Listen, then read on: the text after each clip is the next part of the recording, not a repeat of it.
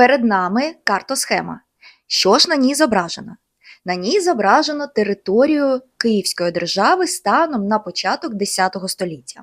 На це нам вказують межі держави і назви основних міст, таких як Новгород, Київ, Переяслав, Чернігів. Жирна лінія починається на півночі від Балтійського моря, проходить через Ладозьке озеро, річки та волоки, зокрема поблизу Новгорода, і спускається по річці Дніпро. Далі впадає в Чорне море, а звідти веде до Константинополя. Тож, що ж це за жирна лінія?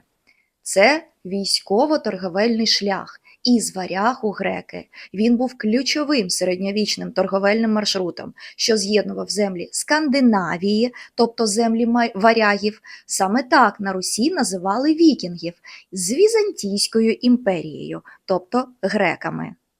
Зберігай та пересилай друзям.